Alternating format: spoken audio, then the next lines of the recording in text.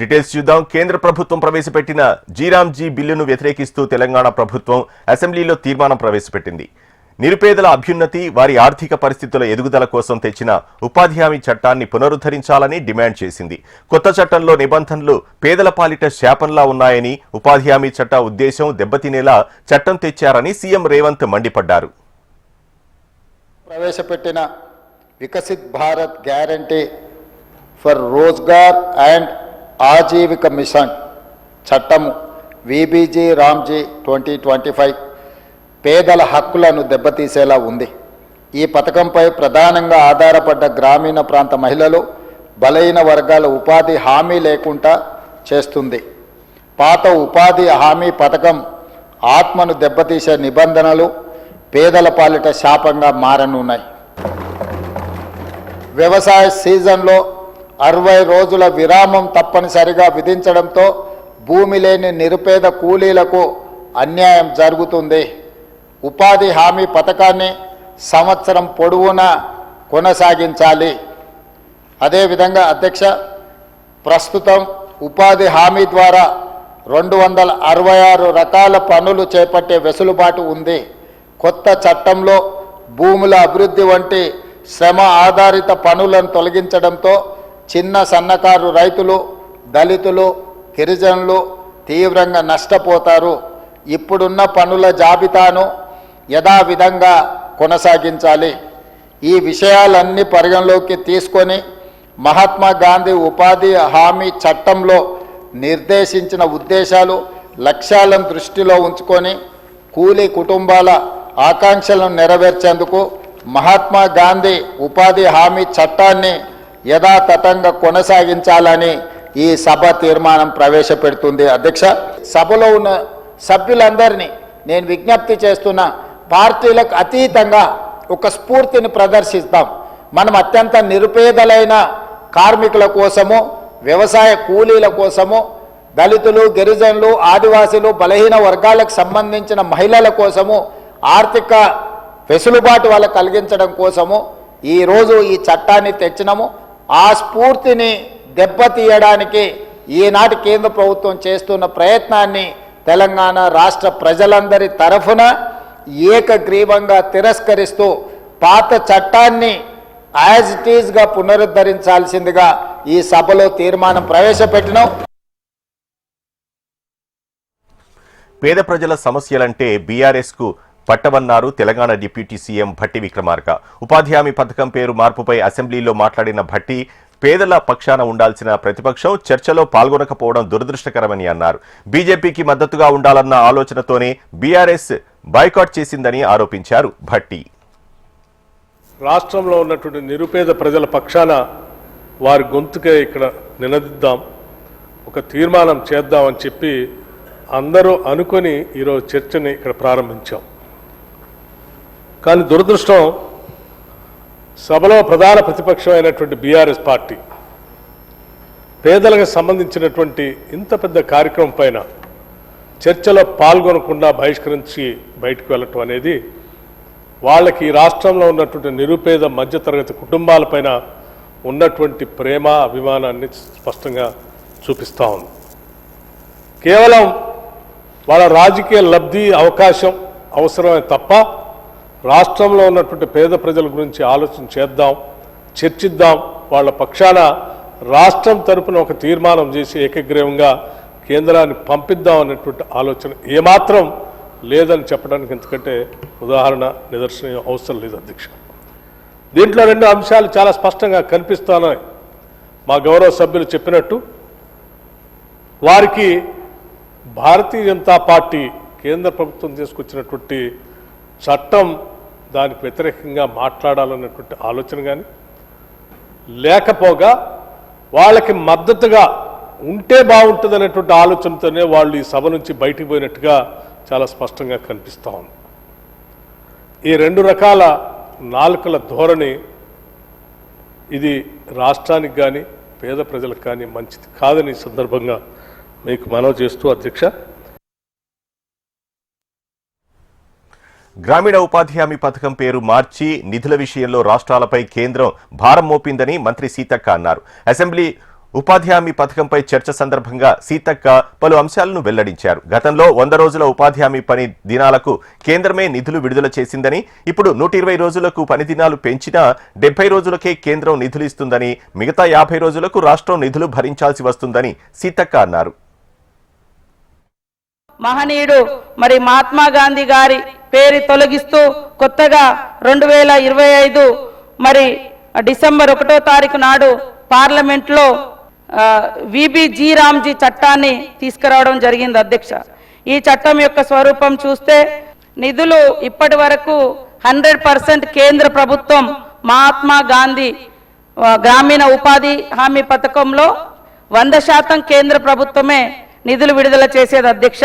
ఇప్పుడు కొత్త చట్టంలో కేంద్ర ప్రభుత్వం రాష్ట్రాల మధ్య నిధుల భాగస్వామ్య విధానం 60-40 లాగా 60-40 లాగా ఉండాలని, 60% కేంద్రం 40% ఇప్పుడు రాష్ట్రం భరించాలని ఈ చట్టం చెప్తుంది అధ్యక్ష. దీని ప్రకారం చూస్తే మనము గతంలో ఉన్న చట్టం 100 రోజులు కేంద్ర ప్రభుత్వం ఇస్తే ఇప్పుడు 125 రోజులు పెంచినమని చెప్పినప్పటికీ ఈ నిష్పత్తి ప్రకారంగా చూసినప్పుడు 75 రోజులు మాత్రమే కేంద్రం పైన భారం పడుతుంది, 50 రోజులు స్టేట్ గవర్నమెంట్ మీద భారం పడుతుంది అధ్యక్ష. పథకం అమలు కోసం సిబ్బంది పరిపాలన సంస్థాగత వ్యవస్థ మద్దతు కోసం మొత్తం పనుల వ్యయంలో పరిపాలక భాగాన్ని 6% నుండి 9% పెంచినట్టుగా కేంద్ర ప్రభుత్వం ఆ చట్టంలో చూపించడం జరిగింది అధ్యక్ష. 6% గతంలో ఎంజీఎన్ఆర్ఈజెస్ లో 6% 100% కేంద్ర ప్రభుత్వం భరించింది అధ్యక్ష. ఇప్పుడు మరి 60-40 రేషియోలో 9% పెంచిన దాంట్లో మనం చూసినప్పుడు కేంద్రం మీద కేవలం 5% మాత్రమే భారం పడుతుంది అధ్యక్ష. ఈ పరిపాలనా విభాగానికి సంబంధించినటువంటి సాలరీస్ కానీ అడ్మినిస్ట్రేషన్కి సంబంధించి కానీ. మూసీ పునరుద్ధరణకు సింగపూర్ కన్సార్టియం ఏర్పాటు చేశామని మంత్రి శ్రీధర్ బాబు తెలిపారు. హిమాయత్ సాగర్ నుంచి బాపుఘాట్ వరకు అధ్యయనం చేస్తున్నారని, త్వరలోనే డిపిఆర్లను తయారు చేస్తారని మంత్రి చెప్పారు. ఉస్మాన్ సాగర్ నుంచి గౌరెల్లి వరకు అధ్యయనం జరుగుతుందని, ఆసియా అభివృద్ధి బ్యాంక్ నిధులు ఇస్తుందని శ్రీధర్ బాబు తెలిపారు.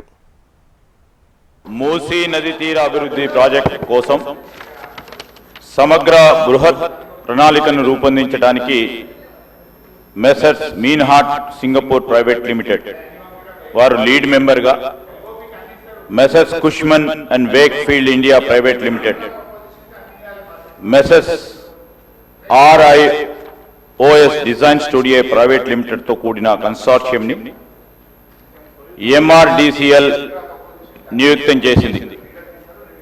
ఉస్మాన్ సాగర్ నుండి గౌరెల్లి వరకు, హిమాయత్ సాగర్ నుండి బాపుఘాట్ వరకు కన్సార్షియం అధ్యయనం కానీ ప్రణాళిక విశ్లేషణ డిజైన్ తయారు చేసి 18 నెలలలోపు ఈ క్రింది డిపిఆర్లను సమర్పిస్తుంది అధ్యక్ష.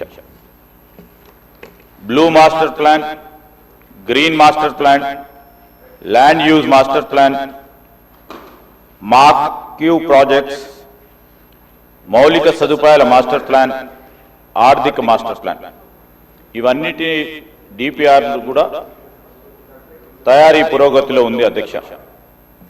అదేవిధంగా అధ్యక్ష, మూసీ ఈసా జలాల సంగమ ప్రదేశంలో మహాత్మా గాంధీ బోధనా తత్వాన్ని కొనసాగే విధంగా అంకితమైన ప్రపంచ స్థాయి అనుభవ కేంద్రాన్ని గాంధీ సరోవర్ని అభివృద్ధి చేయాలని ప్రతిపాదించడమైంది అధ్యక్ష.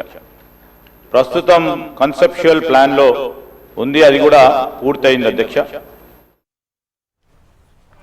అనంతగిరి నుంచి మూసీ ప్రవహించే వరకు అధ్యయనం జరగాలని ఎంఐఎం ఎమ్మెల్యే అభిప్రాయపడ్డారు. మూసీ ప్రక్షాళన చేపడుతున్న వివిధ దశల్లో మొత్తం అధ్యయనం జరుగుతుందా అని ప్రశ్నించారు. ఉస్మాన్ సాగర్ నుంచి బాపుఘాట్ వరకు 55 కిలోమీటర్ల ప్రక్షాళన అని చెబుతున్నారని అన్నారు. మూసీ ప్రక్షాళన చేపట్టే ప్రాంతంలో రక్షణ భూములు, ప్రైవేట్ ఆస్తులు ఎన్ని ఉన్నాయని ప్రశ్నించారు. ఉస్మాన్ సాగర్, హిమాయత్ సాగర్ కు గోదావరి జిల్లాలు ఎలా తెస్తారో చెప్పాలని కోరారు. జలాశయాల పరివాహక ప్రాంతం ఆక్రమణలు ఎన్ని ఉన్నాయని ప్రశ్నించారు Akbaruddin. Originating point of Moosi and the ending point of Moosi. What is the total stretch of kilometers of Moosi, sir? Anandgiri Hill, sir, वहां से Moosi start होता है, जहां तक मुझे मालूम.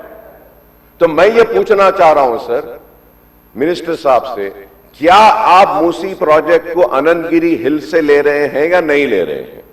It is very important sir.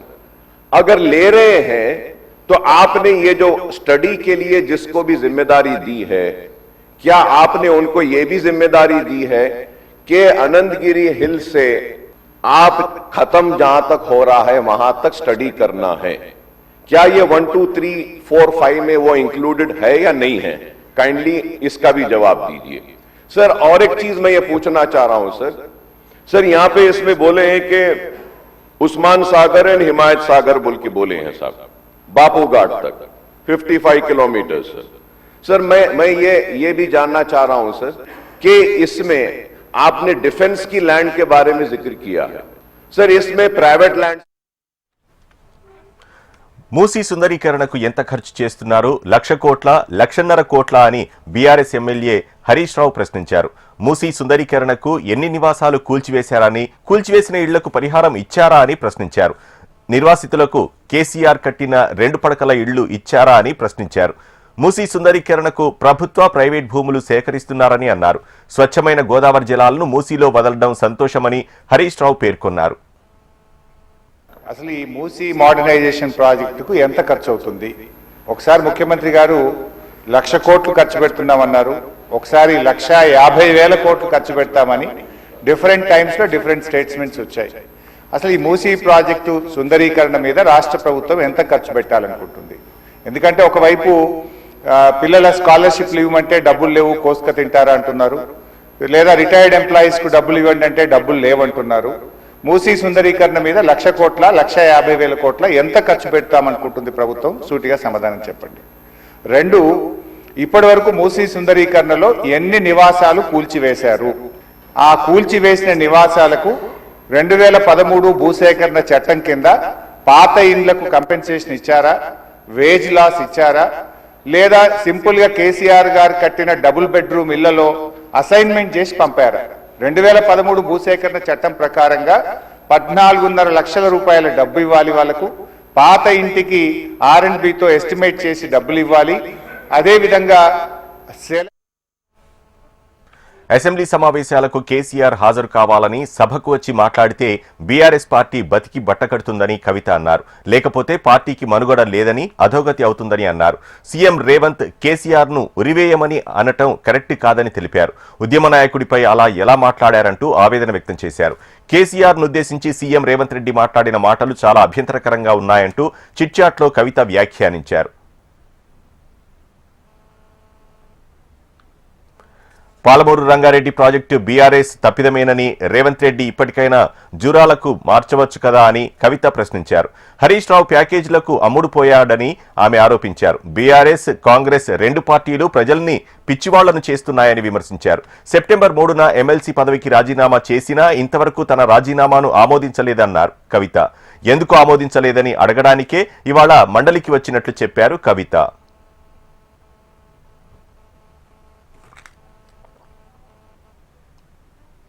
ప్రజలకు మెరుగైన సేవలు అందించేందుకే గ్రేటర్ హైదరాబాద్లో మున్సిపాలిటీలను విలీనం చేశామన్నారు మంత్రి శ్రీధర్ బాబు. జీహెచ్ఎంసీలో పౌరులకు మెరుగైన సేవలు అందించేందుకు ప్రణాళికలు రూపొందించినట్లు తెలిపారు. హైదరాబాద్ను ఎన్ని కార్పొరేషన్లుగా విభజిస్తామో ఇంకా నిర్ణయించలేదని అన్నారు. జీహెచ్ఎంసీ వార్డుల విభజనలో సమస్యలుంటే పరిష్కరిస్తామన్నారు శ్రీధర్ బాబు.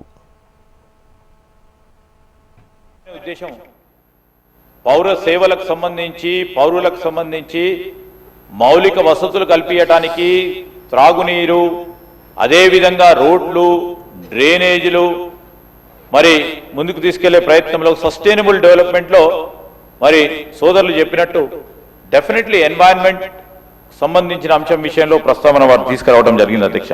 3 కార్పొరేషన్ల, 4 కార్పొరేషన్ల, 5 కార్పొరేషన్ల అని నిర్ణయం వచ్చిన తర్వాత తప్పకుండా అందరికి కూడా తెలియజేయడం జరుగుతుంది అధ్యక్ష.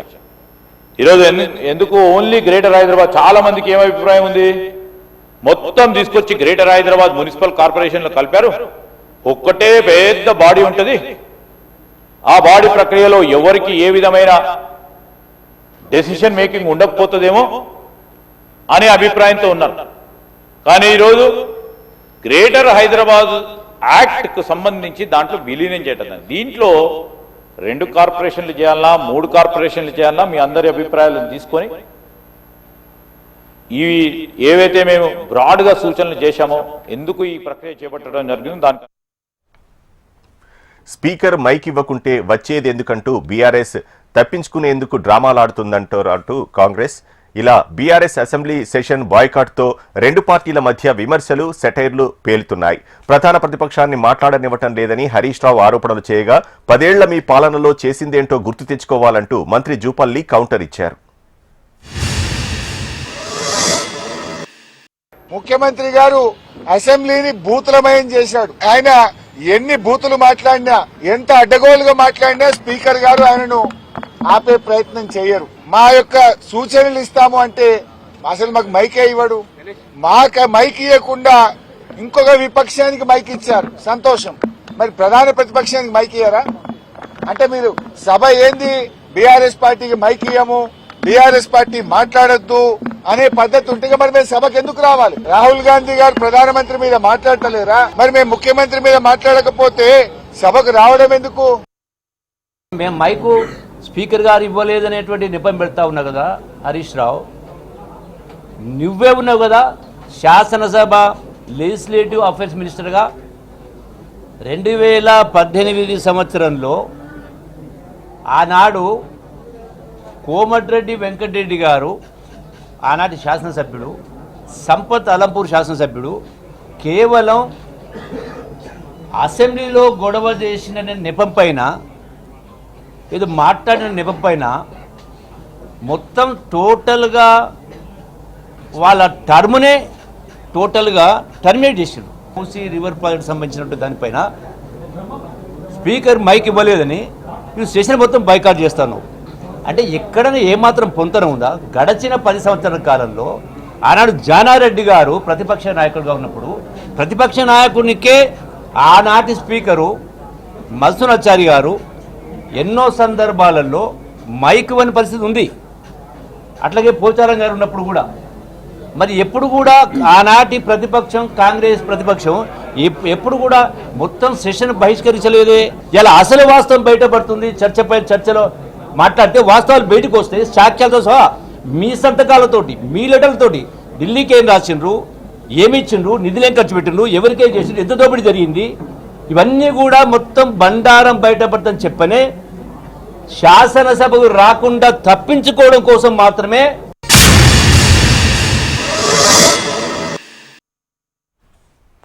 హరీష్ రావును కల్వకుంట్ల కవిత మళ్లీ టార్గెట్ చేశారు. బబుల్ షూటర్ వల్లనే ప్రాబ్లమ్స్ వస్తున్నాయని ఆమె మండిపడ్డారు. అట్లాంటి వ్యక్తికి మళ్లీ ఫ్లోర్ లీడర్గా అవకాశం ఇస్తూ అతనితో నీటి వాటాలపై మాట్లాడిస్తే పార్టీ నాశనం అవుతుందని అన్నారు. తనపై వస్తున్న ఆరోపణలు ఖండిస్తూ కేసీఆర్ ఖచ్చితంగా సభకు వచ్చి అందరికీ సమాధానం ఇవ్వాలన్నారు. సీఎం రేవంత్ రెడ్డి 2 ఏళ్లలో ఏం చేశారని కవిత ప్రశ్నించారు. ఇంతవరకు తట్టెడు మట్టి తీయలేదని ఆరోపించారు. నారాయణపేట కొడంగల్ ఎత్తిపోతల పథకానికి జూరాల సోర్స్ ఎందుకు పెట్టలేదని అని అన్నారు. కాంగ్రెస్ ప్రభుత్వం నిర్లక్ష్యానికి నిదర్శనమని, కేసీఆర్ను తిడితే చూస్తూ ఊరుకోమని హెచ్చరించారు. కేసీఆర్ గారే డైరెక్ట్గా హౌస్కి వచ్చి మరి ఇటువంటి ఆరోపణలు చేసేటటువంటి వాళ్ళ నోర్లన్నీ మూతపడేలాగా చేయాలి. ఎందుకంటే సోర్స్ జూరాల నుంచి శ్రీశైలం ఎందుకు మార్చిరు అనేది కేసీఆర్ గారికే బాగా తెలిసి ఉంటుంది. అట్లా కాకుండా ఈ బబుల్ షూటర్స్గా చెప్పుకునేటటువంటి వాళ్లకు డిప్యూటీ ఫ్లోర్ లీడర్ పదవులు ఇచ్చి మరి వారితో జవాబు చెప్పిద్దామంటే ప్రజలకైతే విషయం అర్థం కాదు, మ్యాటర్ పోదు. మరి బబుల్ షూటర్ల వల్లనే ఈ ట్రబుల్ అంతా వచ్చింది. ఈ బబుల్ షూటర్ల వల్లనే మొదటి ప్యాకేజ్ దెబ్బపడ్డది. ఈ బబుల్ షూటర్ వల్లనే పాలమూరు రంగారెడ్డి లాంటి ప్రాజెక్టులు చాలా పెద్ద ఎత్తున ఇబ్బంది పడ్డాయి. మళ్ళా వాళ్ళకే పెత్తనం ఇచ్చి, వాళ్ళకే డిప్యూటీ లీడర్లు ఇచ్చి మరి అసెంబ్లీకి కేసీఆర్ గారు రాకపోతే మాత్రం బీఆర్ఎస్ పార్టీని ఆ భగవంతుడు కూడా కాపాడలేడు. In the interest of the people of Telangana KCR garu వస్తే బాగుంది. ఎందుకు మాటలు పడాలి? తెలంగాణ ఉద్యమంతో సంబంధం లేనటువంటి వ్యక్తులు, ఏదో అనుకోకుండా అందలం ఎక్కినటువంటి వ్యక్తులతోని కేసీఆర్ గారు మాటలు పడే అగత్యం రాకూడదని ఒక బిడ్డగా నేను చెప్తా ఉన్నాను. అది పక్కన పెడితే రాజకీయంగా ఈ 2 సంవత్సరాల్లో అధికారంలో కాంగ్రెస్ కూడా 1 ఎకరానికి కూడా పాలమూరులో అదనంగా నీళ్ళు ఇవ్వలేదు. ముఖ్యమంత్రి గారు నిన్న ప్రెస్ మీట్ పెట్టి చాలా మాటలు మాట్లాడినరు, చాలా ప్రగల్భాలు పలికిండ్రు. నిజంగా మీరు పాలమూరు బిడ్డ అయి ఉంటే సరే, పాలమూరు రంగారెడ్డికి రకరకాల లీగల్ కాంప్లికేషన్స్ ఉండొచ్చు, కానీ బీమాకి ఏమైంది, నెట్టెంపాడికి ఏమైంది, మీరు ఎందుకు వాటి మీద దృష్టి పెట్టలేకపోయింది? అదేవిధంగా తుమ్మిళ్ళకి ఏమైంది, కల్వకుర్తికి ఏమైంది, ఇవాళ మొత్తం ఫుల్ వాటర్ వస్తూ ఉన్నాయా? కల్వకుర్తిలో 2 మోటార్లు. తెలంగాణలో ఈ సీజన్లో యూరియా కొరత లేదన్నారు మంత్రి తుమ్మల నాగేశ్వరరావు. శాసనమండలి సమావేశాల్లో ఆయన యూరియా కొరతపై మాట్లాడారు. కొన్ని యూరియా కేంద్రాల్లో రైతులు ఆతృతతో కావాలని షాప్ ఓపెన్ చేయించక ముందే లైన్లో నిలబడితే దాన్ని రాజకీయం చేసే ప్రయత్నం చేస్తున్నారని మంత్రి తుమ్మల దుయ్యబట్టారు. దాడవకు సంబంధించి కూడా యూరియా కొరత లేదు. మనకు రావాల్సినటువంటి 5,60,000కి ఇప్పుడు 5,70,000 మెట్రిక్ టన్నులు రాష్ట్రంలో ఉంది. కాకపోతే రైతులు ఓపెన్ చేయక ముందే తెల్లారుజామున వెళ్ళి నుంచున్నారు, క్యూలో ఉన్నారు అని అంటే 1-2 సెంటర్లో జరుగుతుంది. 12,000 సెంటర్లో డీలర్స్ దగ్గర కానీ ప్యాక్స్ దగ్గర కానీ రైతులు యూరియా కొనుగోలు వెసులుబాటు ఉంది. కలెక్టర్లు ఎంత అడిగితే అంత మార్కెట్ ద్వారా యూరియా ఈ రాష్ట్ర రైతాంగానికి సప్లై చేయడానికి రాష్ట్ర ప్రభుత్వం సిద్ధంగా ఉంది. ఈ రోజు కూడా ఇంకా 2 లక్షల టన్నులు బఫర్ స్టాకు ఈ రాష్ట్రంలో మార్కెట్ దగ్గర ఉంది అధ్యక్ష. కాబట్టి ఎక్కడో 15,000-20,000 సెంటర్లలో 2-3 సెంటర్లలో రైతులు ఆదుర్దాపడో లేకపోతే కావాలనో షాప్ ఓపెన్ చేయకముందే వెళ్ళి క్యూలో నుంచుంటే దాన్ని రాజకీయం చేసి పబ్బం గడుపుకోవాలంటే అది సాధ్యం కాదు. తెలుగు రాష్ట్రాల మధ్య నదీ జలాల వివాదాల పరిష్కారానికి కేంద్రం కీలక నిర్ణయం తీసుకుంది. ఇరు రాష్ట్రాల జల వివాదాలను సాంకేతికంగా పరిశీలించి పరిష్కార మార్గాలను సూచించేందుకు ప్రత్యేక కమిటీని కేంద్రం జలవనరుల సంఘం నోటిఫై చేసింది. కేంద్ర జల సంఘం చైర్మన్ నేతృత్వంలో కమిటీని ఏర్పాటు చేసింది. కమిటీలో సభ్యులుగా తెలంగాణ నుంచి జలవనరుల శాఖ సలహాదారు, irrigation principal secretary, special secretary, engineer in chief సభ్యులుగా ఉంటారు. అదనంగా కేఆర్ఎంబీ, జీఆర్ఎంబీ చైర్మన్లు, NWDA chief engineer, CWC chief engineer సభ్యులుగా ఉంటారు. ఏపీ పునర్విభజన చట్టం చాప్టర్ 9 సెక్షన్ 84 ప్రకారం ఏర్పాటైన అపెక్స్ కౌన్సిల్ నిర్ణయం మేరకు కమిటీ ఏర్పాటైంది. గతేడాది జూలై 16న ఢిల్లీలో కేంద్ర మంత్రి సిఆర్ పాటిల్ నేతృత్వంలో జరిగిన అపెక్స్ కౌన్సిల్ సమావేశంలో ఇరు రాష్ట్రాల ముఖ్యమంత్రులు జల వివాదాలను ప్రస్తావించారు. అనంతరం డిసెంబర్ 23న తెలంగాణ ప్రభుత్వం ప్రతినిధులను నామినేట్ చేయడంతో ఇవాళ కమిటీకి అధికారిక నోటిఫికేషన్ విడుదలైంది. అయితే కృష్ణా జలాల వివాదంపై 2023 అక్టోబర్ 6న KWDT2 ఏర్పాటు చేశారు. అది గతేడాది ఆగస్టు 1 తేదీతో టర్మ్ ముగిసింది. కానీ విచారణ ఇంకా కొనసాగుతున్న నేపథ్యంలో గడువును ఈ ఏడాది వచ్చే జూలై 31 వరకు పొడిగించింది.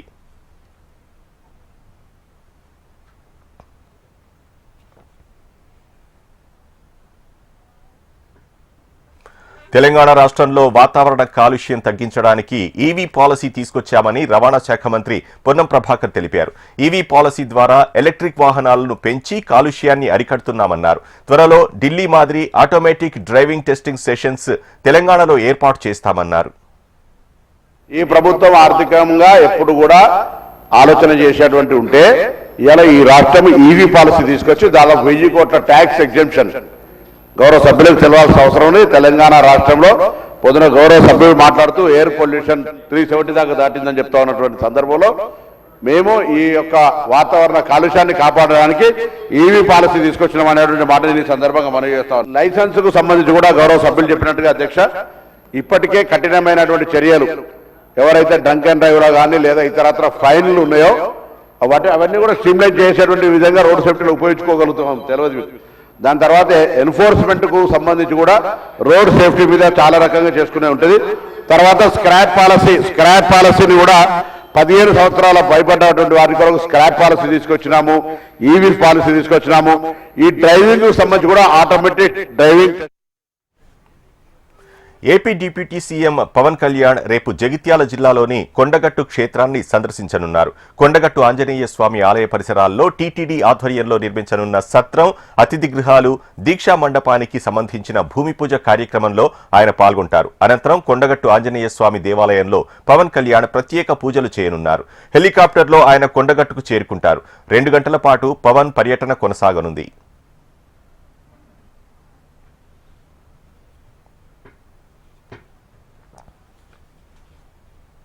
గత వైసీపీ ప్రభుత్వం రైతులను ఇబ్బంది పెట్టే యాక్ట్ తెచ్చిందని మంత్రి అనగాని సత్యప్రసాద్ విమర్శించారు. పల్నాడు జిల్లా దోనేపూడిలో పట్టాదారు పాస్ పుస్తకాల పంపిణీ కార్యక్రమంలో ఆయన పాల్గొన్నారు. వైసీపీ నేతల పాపాల వలన పట్టాదారు పాస్ పుస్తకాల పంపిణీ ఆలస్యమైందని అన్నారు. గత వైసీపీ పాలనలో ఏపీ రాష్ట్రం అంధకారంలోకి వెళ్లిందని ఆరోపించారు. గ్రామ సభలు, రెవెన్యూ సదస్సులు నిర్వహించి భూ సమస్యలు పరిష్కరించామని పేర్కొన్నారు.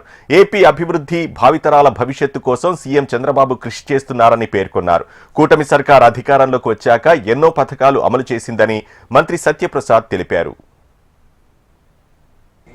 కుళ్ళు కుతంత్రం కారణంగా పేద ప్రజలకు ఎన్నో తప్పిదాలు జరిగినా కూడా వారికి మంచి జరిగే విధంగా ఒక ల్యాండ్ టైటిలింగ్ యాక్ట్, ఎందుకంటే ఈ రీసర్వే చేసేటప్పుడు దీంట్లో లోపాలు చాలా కనపడి వారి అనువాయులు బాగుపడే విధంగా ఒక టైటిలింగ్ యాక్ట్ ని రూపకల్పన చేసి దాంట్లో ఏదైనా ఇబ్బంది వస్తే కూడా దాన్ని మళ్ళా రెక్టిఫై చేసేది కూడా వాళ్ళ జైలు మేట్ లేదా వాళ్ళ క్లాస్మేట్ అయ్యే విధంగా ఈ యాక్ట్ తీసుకొచ్చి మన మీద రుతబోయారు గత పాలకులు.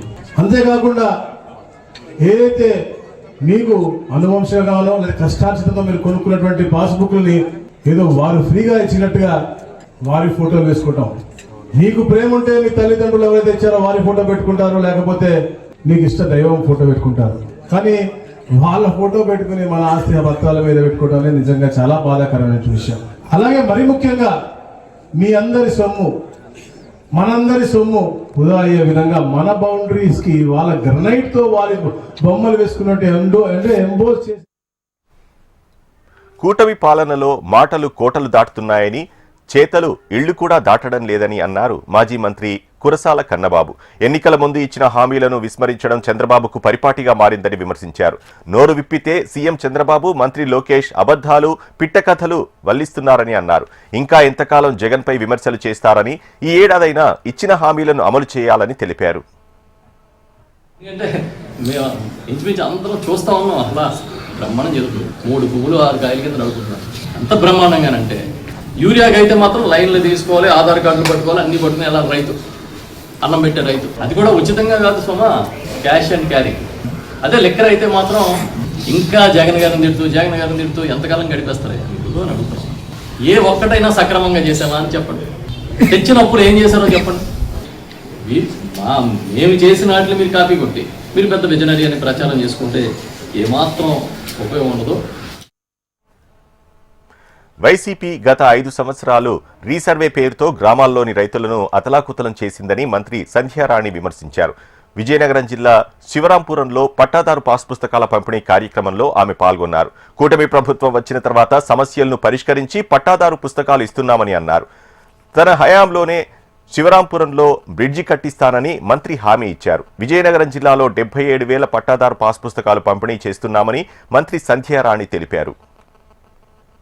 గత 5 సంవత్సరాలుగా రీసర్వే పేరుతో గ్రామాల్లో ఉన్న రైతుల్ని అతలాకుతలం చేసినటువంటి ఘనత వాళ్ళకే దక్కిందని సభాముఖంగా మీ అందరికీ తెలియజేస్తాను.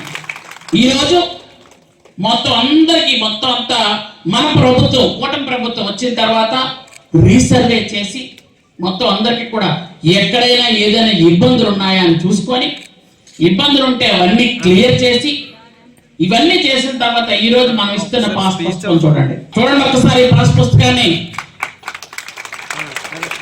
ఈ పాస్ పుస్తకం పెట్టి దీనిలో మీకు ఎంత ఉపయోగం అని అంటే, ఈ పాస్ పుస్తకంలో మీరు ఈ పేజీలు తిప్పితే మీ భూమి ఎక్కడుందో మీకు వెంటనే తెలుస్తుంది. ఇది చూడండి. పిల్లలుంటే పిల్లలకు ఇవ్వండి. ఇదే దీనిలో పిల్లలుంటే మీరు చూపిస్తే మీ భూమి ఎక్కడ ఉందో అన్నది మ్యాప్ కూడా తెలుస్తుంది.